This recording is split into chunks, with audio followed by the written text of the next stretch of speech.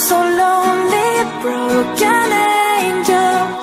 I'm so lonely. Patrisse Khan-Cullors, welcome to Hardtalk. Thank you for having me. When you typed hashtag Black Lives Matter to the bottom of your friend's Facebook post, what were you thinking? I was thinking that our generation wasn't going to allow George Zimmerman to have the end of the story to Trayvon Martin's death. George Zimmerman, of course, was the man who was acquitted of the death of Trayvon Martin. Correct.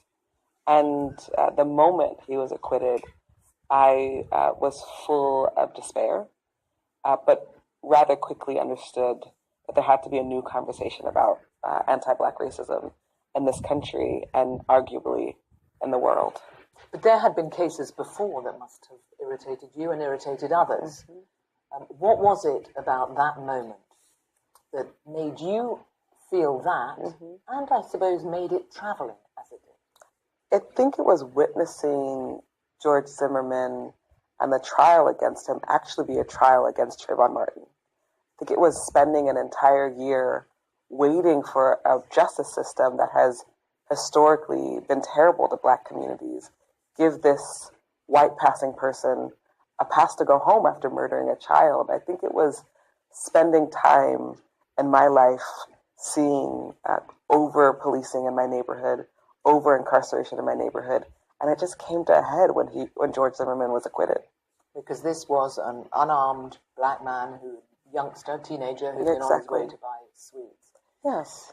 You've written about it in your book, When They Call You a Terrorist, which a lot of it focuses on, as you say, your own experiences, yes. Where you felt, growing up, that incarceration of those around you, your own father, yes. Your brother, sent to prison. Yes. But for things they had done wrong. Sometimes, and sometimes it was because they were hurting. My father was a drug addict. He was on and off of crack cocaine. And in the U.S., we have the war on drugs. And so for my father, what he needed was care.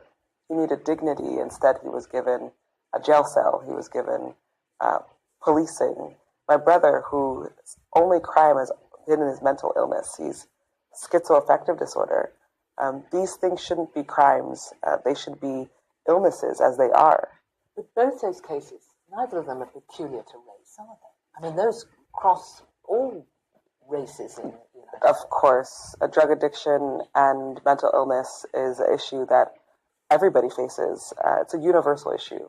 What's not universal is the criminalization of Black people in particular. And I think that's important. What we see for my brother, for instance, big Black man, is in his early years, the intervention shouldn't have been juvenile hall. The intervention should have been mental health treatment. And that is different in mostly white communities. And I've spoken to folks who've read the book who said, I relate so much to your brother's mental illness, except I didn't have to experience what he experienced because I'm white. Because you talk about large family. Yes. And you grew up, your mother was working a lot of the time. Yes. So you were brought up by an older brother, Paul. Yes, yes. And you saw, you talk about when you were 12, I think, was perhaps one of your earliest experiences. With the police, I was arrested and detained in my school. I had been smoking weed in a bathroom, in a girl's bathroom. And the incident with the police didn't happen that day, actually.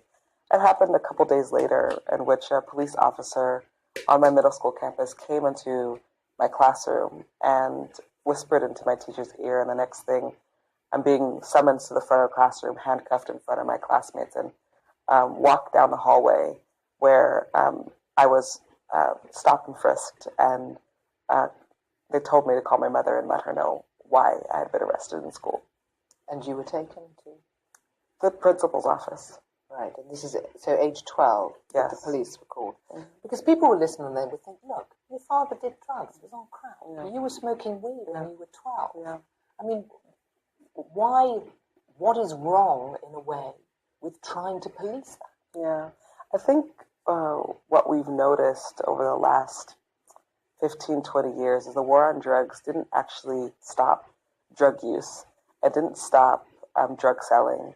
in fact, the war on drugs was just an excuse to criminalize some of the most marginalized communities.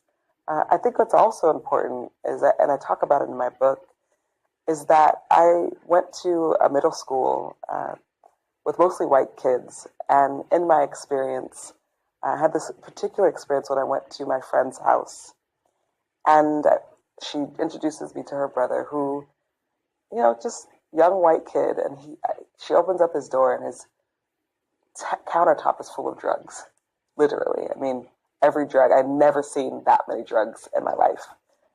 And I kind of looked over at her, and she didn't really bat an eye, but it was in that moment that I understood, both of our communities are not just using drugs, but selling them, except my community is being criminalized for it. And he was not afraid at all about the police being in his neighborhood. In fact, I never saw the police in his neighborhood. I'm so lonely, broken.